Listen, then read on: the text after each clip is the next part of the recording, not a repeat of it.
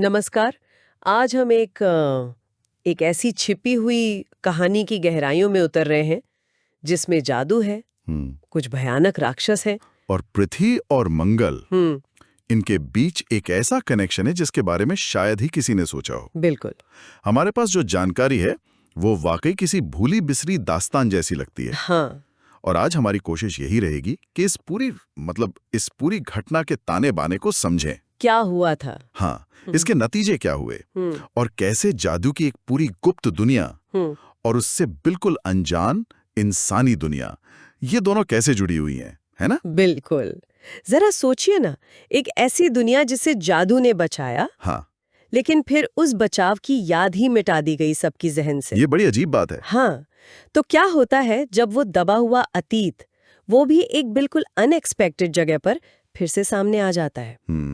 चलिए इसी गुत्थी गुस समझाते हैं। तो कहानी शुरू होती है एक ऐसे वक्त से जब जादूगर और डायने वो दुनिया में छिपकर रहते थे। हाँ, मतलब आम लोगों की नजरों से दूर। बिल्कुल।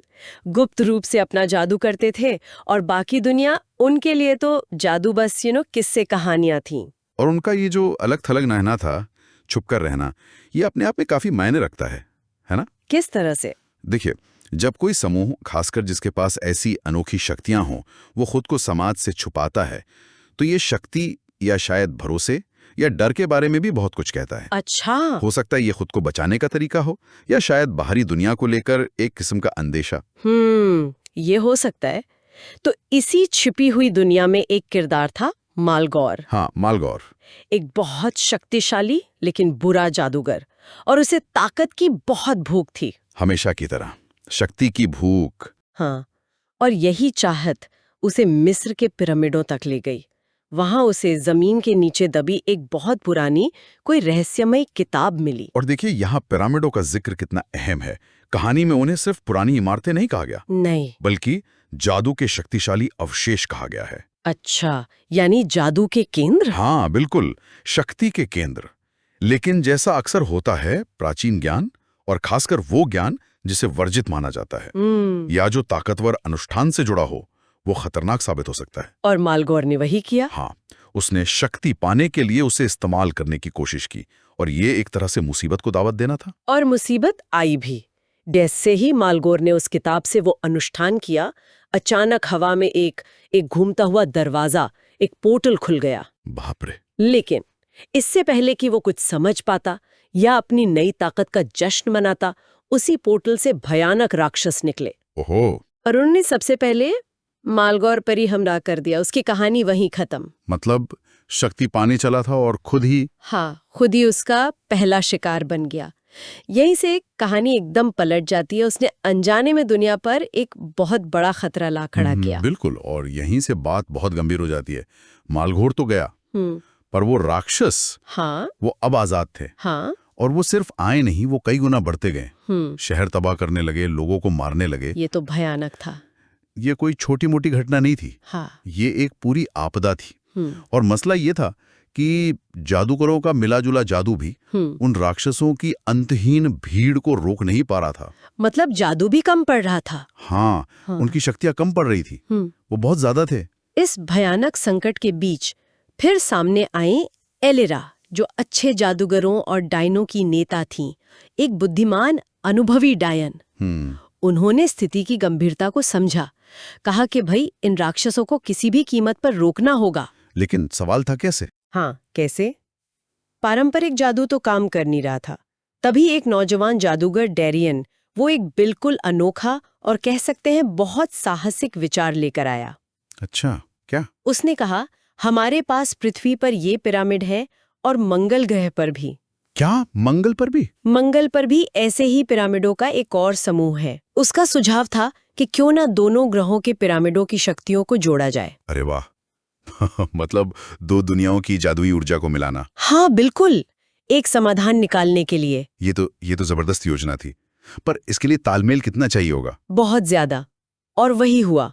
सभी अच्छे जादूगर और डायने एक साथ आए। वे पृथ्वी के महान पिरामिडों के पास इकट्ठे हुए, और जैसे ही उन्होंने अपनी शक्ति वहां केंद्रित की, हाँ, दूर मंगल ग्रह पर मौजूद पिरामिड भी चमकने लगे एक साथ। कमाल है। दोनों ग्रहों पर पिरामिडों के ठीक ऊपर आसमान में एक बहुत बड़ा शानदार पोर्टल खुल गया। ये तो किसी महाअनुष्ठान जैसा लगता है, 2 ग्रहों को जोड़ने वाला। हाँ बिल्कुल। और ये लड़ाई आसान नहीं थी। कहानी कहती है कि वे सालों तक लड़े। सालों तक? हाँ, सालों तक अपनी पूरी जादुई ताकत झोंक दी उन्होंने। सोचकर ही रोंगटे खड़े हो जाते हैं। आखिरकार उनकी ये अविश्वसनीय कोशिश कामयाब हुई। अच्छा। राक्षसों को उस पोर्टल के जरिए मंगल ग्रह पर धकेल दिया गया। आखिर में सफलता मिली। दुनिया बच गई। लेकिन जीत के तुरंत बाद एलिरा ने एक बहुत भारी और शायद थोड़ा विवादास्पद फैसला लिया। क्या फैसला? उन्होंने कहा, अब हमें ये पक्का करना होगा कि किसी को ये याद न रहे। क्या मतलब? और फिर एक बहुत बड़े जादू के जरिए उन्होंने पूरी इंसानियत की यादों से इस भयानक हमले को, राक्षसों के वजूद को और यहाँ तक कि जादू की सच्चाई को भी मिटा दिया। सब कुछ मिटा दिया याददाश्त से? हाँ, सब कुछ। बाप रे। लेकिन क्यों? इसके पीछे क्या सोच थी? एलिरा का तर्क, जैसा कहानी में बताया गया है, वो ये था कि इस तबाही की यादें वो इंसानों के दिलों में डर और अराजकता भर देंगी, जिससे शायद समाज कभी उभर ही ना पाए। अच्छा, मतलब भविष्य को बचाने के लिए अतीत को मिटाना एक तरह से। हाँ, कुछ ऐसा ही। लेकिन ये सोचने वाली बात है ना? क्या शांति के लिए सच को छुपाना या इतिहास ही मिटा देना, क्या ये सही है? ये एक बड़ा नैतिक सवाल है। हाँ बिल्कुल। जानकारी को इस तरह कंट्रोल करने के अपने खतरे होते हैं, चाहे नीयत कितनी भी अच्छी क्यों ना हो। और इस फैसले के नतीजे वो सामने आए, पर फौरन नहीं। कब? 1 दशक बाद। जैसा होता है, इंसानियत आगे बढ़ी, टेक्नोलॉजी बेहतर हुई और बहादुर अंतरिक्ष यात्री मंगल ग्रह पर उतरने में कामयाब हो गए। ओह, मंगल पर? हाँ, उन्हीं में एक रिपोर्टर कार्ला भी थी। और वो सब इस बात से बिल्कुल अनजान थे कि मंगल पर उनका इंतजार कौन कर रहा है। जाहिर है, उनकी तो याददाश्त मिटा दी गई थी। बिल्कुल। और मंगल पर पहुंचते ही उनका सामना उसी सच्चाई से हुआ जिसे भुला दिया गया था। क्या हुआ वहां? अचानक एक भयानक दहाड़ गूंजी और वो अजीबोगरीब दिखने वाले जीव, राक्षस। हाँ राक्षस, उन्होंने खोजकर्ताओं पर हमला कर दिया। अब इंसान, जिन्हें राक्षसों के बारे में कुछ याद ही नहीं था, हाँ, उन्होंने वही समझा जो उन्हें दिखा। कार्ला चिल्लाई, एलियंस, एलियंस हम पर हमला कर रहे हैं। ओहो, उन्होंने उन्हें एलियन समझ लिया। हाँ। और ये खबर जब पृथ्वी पर फैली तो दुनिया भर में डर फैल गया। नेताओं ने फौरन ऐलान किया, हम फिर कभी किसी इंसान को मंगल पर नहीं भेजेंगे। अरे! और बस मंगल पर जाने का इंसानी सपना वहीं रुक गया। ये हमें सोचने पर मजबूर करता है ना, कि जब हमें किसी चीज का कोई कॉन्टेक्स्ट ही नहीं पता हो, हाँ, तो हम अनजाने का सामना कैसे करते हैं। इंसानों के लिए वो एलियंस थे, क्योंकि राक्षसों की याददाश्त मिटा दी गई थी। और ये सब होते हुए जादूगर और डायने वो क्या कर रहे थे? वो छिपकर भारी मन से ये सब देख रहे थे। उन्हें तो पता था सच। हाँ, वो जानते थे कि मंगल पर हमला करने वाले एलियंस नहीं, बल्कि वही राक्षस हैं जिन्हें उन्होंने सालों पहले वहां भेजा था। सच जानते थे, पर अपने ही फैसले से बंधे थे। बिल्कुल।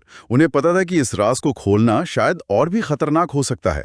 पता नहीं क्या होता। तो आज की स्थिति क्या है? तो आज स्थिति यह है कि वो पोर्टल बंद है। राक्षस मंगल ग्रह तक ही सीमित हैं, जिन्हें इंसान अभी भी एलियन समझता है। और वो लड़ाई, वो जादू, वो सब यादें मिट चुकी हैं। दुनिया उस अनजान खतरे से और उस अदृश्य बचाव से भी बेखबर है जिसने उसे कभी बचाया था। ये पूरी कहानी वाकई कई चीजों पर सोचने को मजबूर करती है। हाँ बिल्कुल। ये हमें याद दिलाती है कि बेलगाम महत्वाकांक्षा, जैसे मेलर गौर की थी, उसकी क्या कीमत चुकानी पड़ सकती है। सही बात है। ये रहस्यों के बोझ के बारे में है और शायद चीजों को भुला देने के परिणामों के बारे में भी, जो कभी कभी याद रखने से भी ज्यादा बड़े हो सकते हैं। ये भी एक पहलू है, भूलने के परिणाम। और आखिर में शायद ये बताती है कि कैसे जादू और मानवता के बीच का जो संतुलन था वो हमेशा के लिए बदल गया। हाँ, उस घटना ने सब कुछ बदल दिया। तो इसका मतलब क्या निकलता है आखिर में? शायद यही कि हर समाधान अपने साथ नई चुनौतियां लाता है। हाँ। और कभी-कभी अतीत को दबाने की कोशिश वो भविष्य में अनपेक्षित तरीकों से लौट आती है। बिल्कुल। और ये हमें एक आखिरी सवाल के साथ छोड़ जाता है, जो कहानी में सीधे तौर पर नहीं कहा गया, लेकिन उससे उभरता है। क्या सवाल? कि क्या होगा अगर गोपनीयता का ये पर्दा हट जाए, चाहे जानबूझकर या गलती से। क्या असली इत्तेफाक को समझना, जिसमें जादू भी शामिल है, क्या वो मानवता के लिए जरूरी हो सकता है, मंगल से निपटने के लिए या भविष्य में आने वाले किसी और अनजाने खतरे से निपटने के लिए? या फिर ये जो मिटाई गई याददाश्त है, अपनी तमाम खामियों के बावजूद, क्या वो एक जरूरी सुरक्षा कवच है जिसे बनाए रखना ही बेहतर है? ये वाकई गहरा सवाल है सोचने के लिए। अगर आपको ये वीडियो पसंद आया तो वीडियो को लाइक करें और चैनल को सब्सक्राइब जरूर करें। और यही कहानी अगर आप इंग्लिश में सबटाइटल के साथ देखना चाहते हैं तो मेरे इंग्लिश चैनल स्टोरी ग्लाइडर को जरूर चेक करें। मैंने चैनल का लिंक डिस्क्रिप्शन में दे दिया है। वीडियो देखने के लिए आपका बहुत बहुत धन्यवाद।